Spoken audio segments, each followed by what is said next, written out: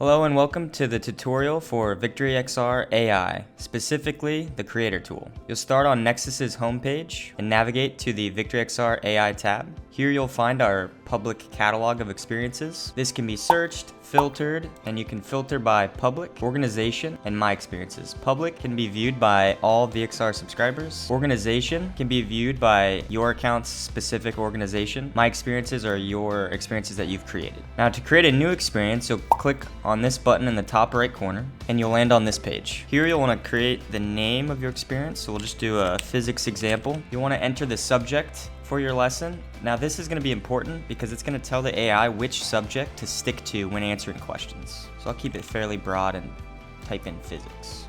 But this can be as specific as you want it to be. Course name. This has no weight on the AI as of right now, so you can really just enter whatever helps you organize your lessons. And then select your grade level. This will help inform the AI which grade level to teach at when responding. Now on the second page, you'll want to pick your visuals.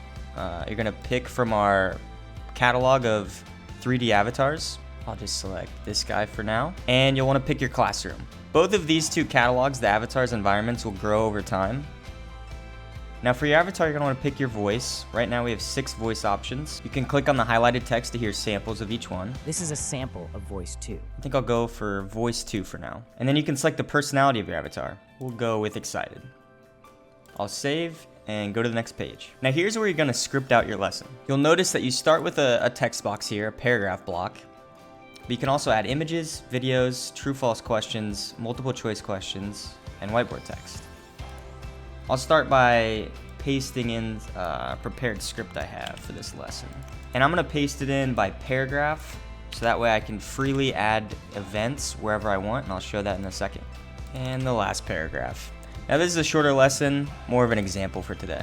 You'll see here that I've got about 7 different paragraph blocks, and I'm going to start by adding some whiteboard text that'll appear on the board behind my teacher. And I just want to add some headers to give the students an idea of which topic within the lesson we're on. So I'll just title this one Introduction. I'll have that be up for about 20 seconds. I'm going to do that for each segment. So here we're talking about Newton's first law. I'm gonna do 20 seconds for each of these.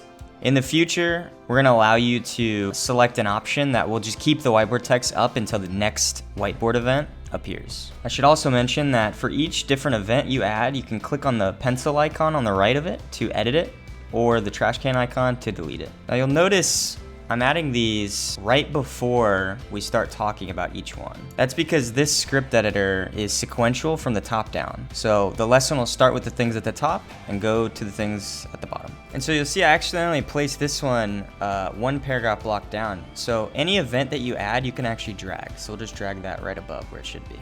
All right, now I'll go back in here and add in an image. So I've pre-uploaded some images related to this lesson, so I can just search for them.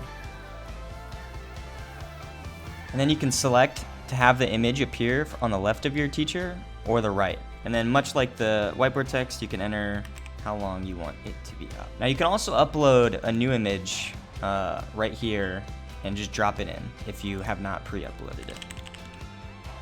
Now I think before we move on to the Newton's third law section, I'm gonna add a true-false question relating to this block. Now multiple choice questions will operate the exact same as true-false. You'll just enter your different answer options. And the last one to cover would be video. Videos are going to operate just like images, except for they'll appear right in front of the user. You won't select left or right of the avatar. And videos will pause the lesson until completed. I don't have a physics video, so I'll just do one related to biology. All right, once you feel good about your script, you can just click save. Go to the final page, and here's where you're going to want to fill in a description for your lesson, and you can upload a thumbnail and select visibility. So we'll just keep this one private for now and save. And then right from this page, you can click play lesson to go test for the first time.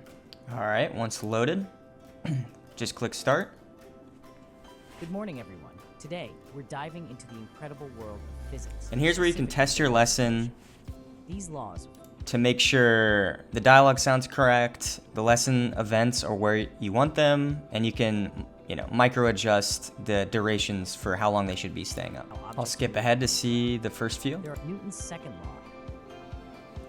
Now we have our true-false question that we added. So if a student gets the answer incorrect, they'll be prompted to try again here before you move on.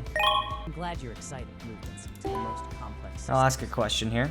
So we added physics to the subject line, so if I were to ask something related to biology instead, it should try to veer us back on track for physics. Great question, but let's keep our focus on physics. Alright, then you can just resume lesson. But let's say I'm done testing, so I'm going to go back to my lesson and edit a few things. Here's where you can change some text, delete events, move them around, add more, and click save, and go test again. And once you're feeling confident, you can switch this visibility to organization or public, depending on who you want to see and play your lesson.